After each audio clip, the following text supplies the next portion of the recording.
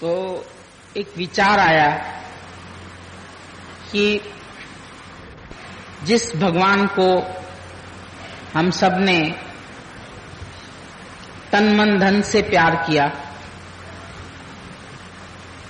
अपना आप जाना, सर्वस्व सौंप दिया,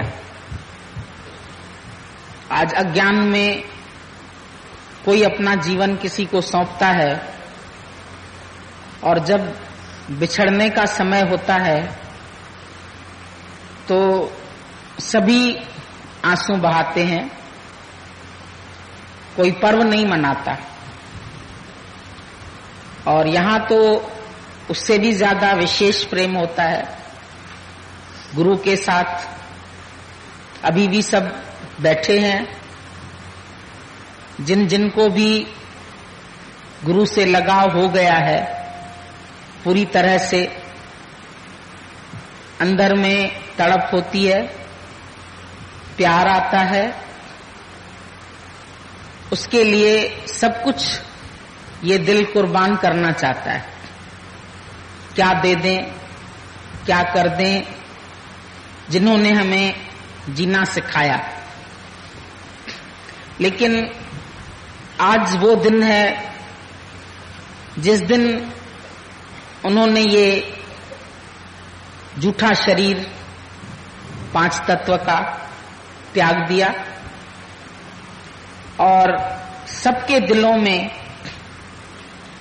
प्रेम की ज्योत जलाई, सबके दिलों में घर बनाया। कोई भी ऐसा नहीं था जो उनके प्रेम से अछूता रहा। प्राणों से प्यार किया। वैसे तो एक पत्नी एक ही पति को चाहती है और ये चाहती है कि मेरा प्यार बट नहीं जाए, लेकिन यहां सब चाहते थे और लोग भी मेरे भगवान को जाने, और भी प्रेमी आए। भगवान भी कभी थकते नहीं थे, बहुत अधिक समय तक हमें उनका सानिध्य मिला, रहने को मिला और बहुत प्यार भी मिला। शायद हम सोचते हैं शायद हमको सबसे ज्यादा ही किया हो, अंदर से ऐसा विचार आता है। और वो दिन था जिस दिन टेलीफोन आया हमारे पास कि आज उन्होंने अपनी लीला समेट ली। जरूर थोड़ी देर के लिए एक धक्का सा लगा, क्या ये अवतार हमको फिर से नहीं दिखाई देगा। हम लोग यहां थे, बॉम्बे में उनकी लीला समाप्त हुई। उम्र तो कोई ज्यादा नहीं थी, 50-51, लेकिन कभी ये सोचते भी नहीं थे कि इतनी कम उम्र में ये अपनी लीला को समेट लेंगे। इसीलिए ही लगा ये क्या बात हो गई, अचानक उदासी सी आ गई दिल में। फिर सोचा भगवान ने उदास होने को तो मना किया, अगर हम ऐसे रहेंगे तो जितने भी हमारे संपर्क में आएंगे वो भी उदास हो जाएंगे। सुबह का सत्संग था घर में, तब घर में ही होता था। प्रेमी अपने नियम अनुसार आए, अंदर से ही बोला प्रभु अब तुम ही शक्ति देना, इनसे बात करें, क्योंकि मन तो भीगा हुआ था, रात को भी नींद नहीं आ रही थी। कैसे उड़ें, कैसे पहुंच जाएं, कैसे उनके शरीर का दर्शन हो। प्लेन की टिकट के लिए तैयारी कर रहे थे, अचानक में मिलती भी नहीं है टिकट, सब जानते होंगे। कैसे पैसा भी रात को कहीं से नहीं निकाल सकते थे, बैंकों में पड़ा रहता है, फिर भी कहीं से इकट्ठा करके बटोरा, टिकट लिया, वहां जाना हुआ। गए तो जब हवाई जहाज उड़ रहा था, न मालूम अंदर से कैसे ख्याल आया शायद हमें उनके शरीर के दर्शन अब नहीं होंगे। बादलों को देखकर, आकाश को देखकर लगा अब वो सर्व में समा गए, सबके भीतर समा गए। अब वो इस शरीर में नहीं दिखाई देंगे। वहां पहुंचे, दरवाजे पर ही बर्फ दिखाई दी। समझ में आ गई कहानी क्या है। ऊपर जाके देखा, सभी भोजन कर रहे थे। 2 बजा था, 2-2:30 बजे थे। हम लोग को न्यूज तो ये मिली थी 4 बजे तक उठाएंगे, लेकिन शायद कुछ कारण बना होगा, उसमें भी कुछ ईश्वर की भलाई होगी, कह नहीं सकते। हम लोगों को वो शरीर देखने को नहीं मिला। गए, शाम को फिर सत्संग था, सभी लोग चेहरा देख रहे थे, पर ऐसे लगा कोई दिव्य ज्योति अंदर समा गई। जिसको हम बाहर देखते थे, जिसको अलग देखते थे, अब जैसे वो समा के एक रूप हो गई। जब मिलके एक हो गए तो अलग का भाव चला गया, उदासी का भाव चला गया। याद आए उनके वचन, बोला मैंने अपना काम पूरा कर लिया है, अभी सब तुम तैयार हो गए हैं, तुम सब ये कार्य कर सकते हैं। उस समय तो हम लोगों ने उनको चुप करा दिया, भगवान आप ऐसे मत कहिए, आपकी आवश्यकता तो हम लोगों को हमेशा रहेगी, ये शब्द आप मत निकालिए मुंह से। लेकिन उनको लग रहा था कि जिस कार्य के लिए ये शरीर मिला वो कार्य अभी पूरा हो गया है। हम 6 महीना पहले करीब लखनऊ वापस आए थे। मन तो नहीं था, लेकिन वो जबरदस्ती भेज देते थे। बोले तुम जाओगी तो मम्मी को भेजना, इसका भी मन होगा आने का। फिर टेलीफोन आ गया दोबारा, इनको मत भेजना, क्योंकि वो जानते थे इनकी दिल बहुत छोटी है, इसको नहीं भेजना। मैंने कहा हम खास आए, ये नहीं जाए तो मेरा आना भी बेकार हो गया। हमने इनको तैयार किया।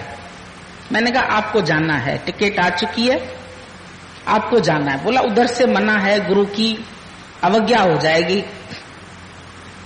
मैंने कहा ऐसा है, वो तो बॉम्बे में है, उन्होंने बॉम्बे आने की मना की है, पूना चले जाइए। पूना की तो मना नहीं है। बोले हम लोग पुताई लगवा रहे हैं और अभी नहीं, पूना में थे, ये बॉम्बे चले गए। फिर पता लगा उनको ये आ गई है, तो दूसरे ही दिन बुला भी लिया वापस। थोड़ी देर के लिए वो कैसा रूप धारण करते थे, कभी कैसा कभी कैसा। भक्तों के लिए विचित्र रूप उनके होते थे। तो आज सब लीला उनकी याद आ रही थी, कैसे हम लोग पहुंचे और फिर कैसे 12 ही दिन मेला ही लगता रहा, लंगर चलता रहा और संभालने वाले हमारे तुलसी माता, श्याम भगवान सब बहादुरी से खड़े थे। सभी ने एक दूसरे को उठाया, सभी ने एक दूसरे को पक्का किया कि अब तो ज्ञान में और भी दृढ़ स्थिति बनानी है और उनकी ज्योत, उनका संदेश घर घर तक पहुंचाना है। ऐसा अवतार, अभी भजन चल रहा था, आते हैं इस जहान में रहबर कभी कभी। सच बात है, कभी कभी निराकार साकार बनके अपनी साकार लीला दिखाने के लिए, अपने जीवन का आदर्श दिखाने के लिए, हम सब के लिए, हम सब के बीच हमारे जैसे बन के रहते हैं। कभी मन में ना आए, राम और कृष्ण तो बॉर्न ग्रेड थे, तो लगता है कि हम कैसे भगवान हो सकते हैं। लेकिन उन्होंने हमारे स्तर से ही उठ के एक गृहस्थी बन करके अपनी लीला दिखाई कि जैसे मैं भी गृहस्थ में आया हूं, साधारण वेश में आया हूं, मेरे आगे भी माया है चारों तरफ, लेकिन मैं इस माया से कैसे निकल रहा हूं, तुम इस आदर्श को देखो और तुम भी इस फानी संसार से जो मोह लगा के बैठे हो, जो मेरा बना के बैठे हो, तुम भी उठ सकते हो। जो एक मनुष्य कर सका उसको दूसरा मनुष्य भी कर सकता है। ये उनके जीवन का आदर्श था और उन सब ने हम सबको भी उठाया। जो उनके वचन, जो उनकी वाणी, कभी हंस के बोलते थे, कभी प्यार से बोलते थे, कभी रिझाते थे, कभी कैसी लीला दिखाते थे, कभी कैसी दिखाते थे, कभी लगता था हमारे जैसे साधारण ही है। हंसते थे, बोलते थे, साथ में खाना बनाने लगते थे, साथ में घुमाने ले चलते थे। रोज पूना में हम रहे 6 महीना, कभी टकरी पर ले चलते थे, जैसे पहाड़ी थी छोटी सी, ऐसा लगता था एक क्राइस्ट बैठ करके हवा में, खूब अच्छी हवा लगती थी पूना में, और प्यार से छोटी छोटी बातों से बड़े रहस्य की बात बता देते थे, हंसते हुए, मुस्कुराते हुए। कभी 5 साल उनके शरीर में तकलीफ थी, लेकिन उनके चेहरे से एक दिन भी किसी को नहीं पता चला कि शरीर में पीड़ा है या दर्द है। ऐसे चलते थे, हम सबसे तंदुरुस्त, वॉक करते थे, उनके बराबर में हम लोग नहीं कर सकते थे।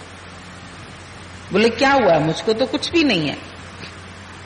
हंस हंस के सब बीमारी को उड़ा देना, शरीर से अलग होना। कभी हॉस्पिटल में एडमिट हुए, बोले ये भी लीला है। वहां के डॉक्टर मुझे पुकार रहे थे, वहां की नर्सेज मुझे पुकार रही थी, और सचमुच में वो देखते थे कि ये बड़ा अद्भुत रूप है। हंसते हंसते आते हैं, हंसते हंसते जाते हैं। तो पूछा, बोला आपको ऐसी शक्ति कहां से मिली है? कोई तो इस बीमारी का नाम सुन के ही बेहोश हो जाते हैं, और आप हंस हंस के आते हैं, हंस के जाते हैं। बोला हमको ऐसा सतगुरु मिला है। वो तो हमेशा अपने आगे गुरु को रखते थे। कामिल मुर्शिद मिला, सच्चा सतगुरु मिला। उन्होंने बोला क्या आप हमको भी सुनाएंगी भजन? ऑपरेशन थिएटर में जा रहे थे। नर्सेज ने बोला आप हमको भजन सुनाएंगी? आप, हमने सुना है बहुत अच्छा गाते हैं। बोला हाँ, क्यों नहीं। लेटे लेटे वहां पर उनको भजन सुनाया। कुछ ऐसे सतगुरु होते हैं जो मंजिल तक पहुंचाते हैं, और जो सतगुरु का बन जाता है वो जीवन भर सुख पाता है।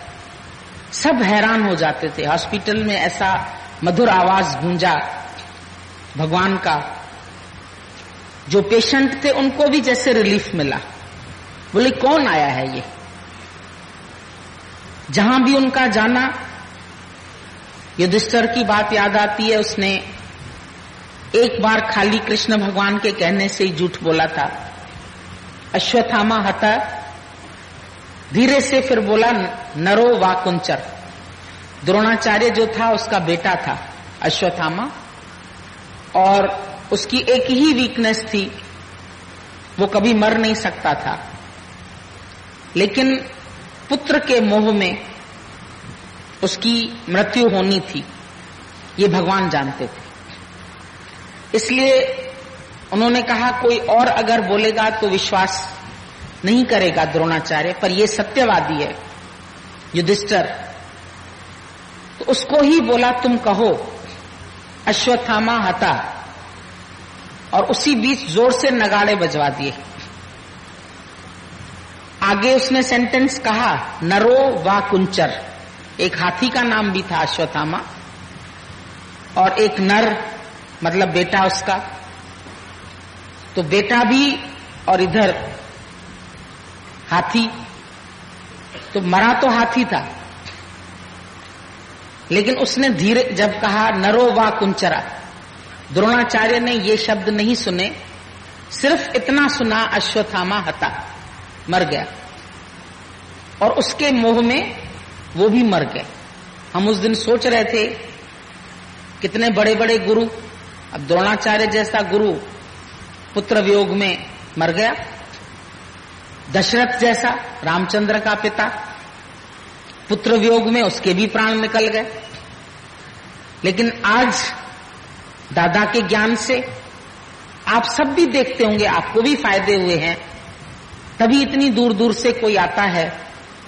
कोई ऐसी बात नहीं है कि किसी के घर में खाना नहीं है या प्रसाद का किसी को जरूरत है या लालच है, ऐसा कुछ नहीं है। हम सब जानते हैं आप किसके प्रेम में खिंचे हुए आ रहे हैं, आपके जीवन का रथ कौन खींच रहा है, और आपको भी कितने फायदे पड़े हैं इस ज्ञान के। जो दादाजी ने बोला प्रत्यक्ष फल, मेरा जो ये ज्ञान है ये प्रत्यक्ष फल देने वाला है।